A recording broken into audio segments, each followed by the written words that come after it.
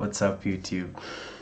This video will most likely be relevant to people who come from Kenya, but for anyone else out there, you can also just join us.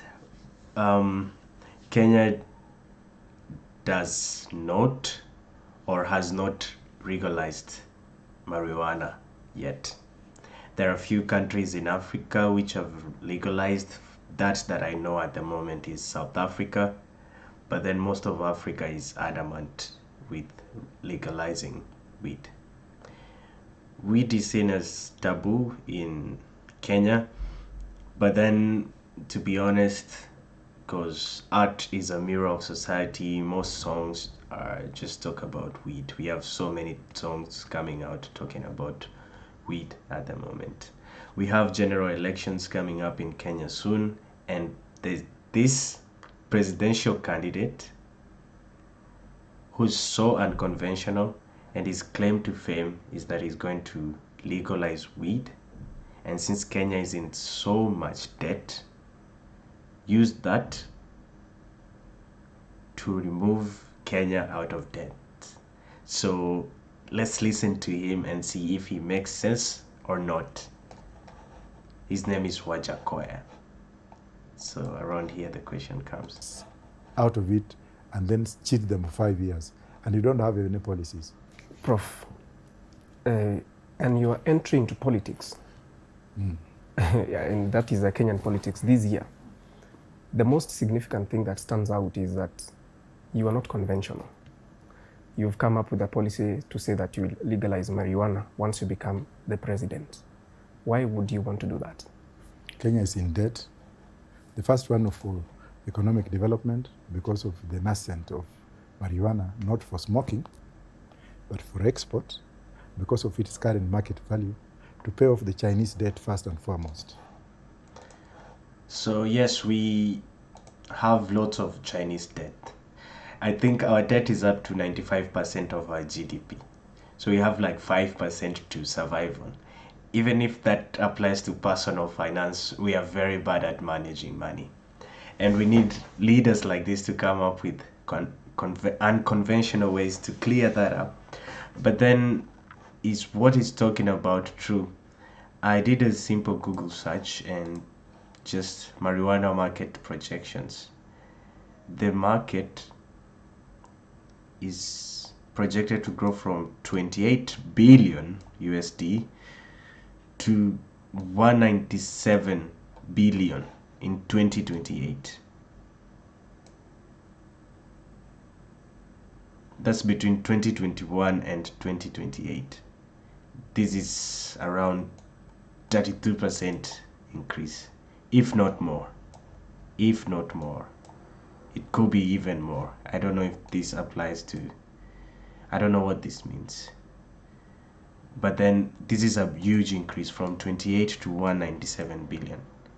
If Kenya can get a market share of this, then we are probably in a good trajectory to clearing our national debt. So let's check maybe, what's it called?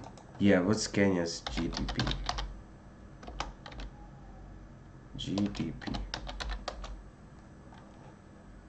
See that?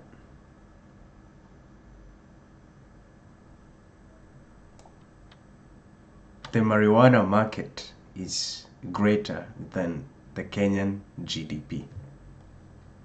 And if you can get a share, if you can just capture a share of that by 2028, maybe commensurate to Uganda's GDP, someone who's well versed in economical terms, you can let me know if my comparisons make sense. But then this actually makes sense. This market is ripe and it's only going to grow. And to build our infrastructure. Put about 1,000 or 7,000 bags of cement each is of marijuana. I think each is about $3.2 million. And tell them, you know what? Go home. We pay you or we sell it in Canada, and we ask the Canadian government to pay them directly because it's painful. Gunia moja maragwe, sijui ni 3,000 4,000. Gunia moja mahindi 3,000 4,000 6,000. Gunia moja makaa 1,000, lakini gunia moja ya bangi. One sack of hemp is 3.2 million US dollars. Canadians that. last year got 484 billion Look at that. because they legalized. Yeah. Second pillar of my development is the rights of employees and work ethics.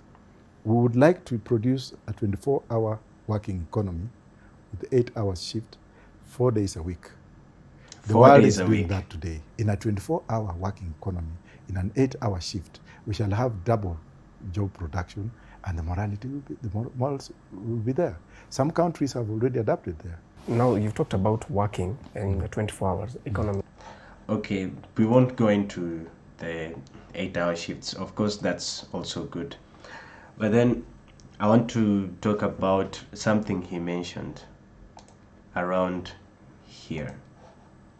Each is of marijuana, I think each is about 3-5 years, and you don't have any policies. Prof, and that is marijuana. In depth, marijuana, not for smoking. Right there. So he's not talking about marijuana for smoking.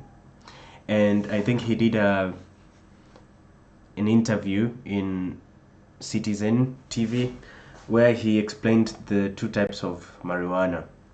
So marijuana has two components. There's THC and there's CBD.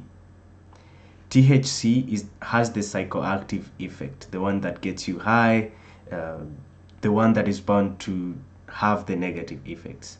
But it also has CBD, which has the relaxing, calming effect.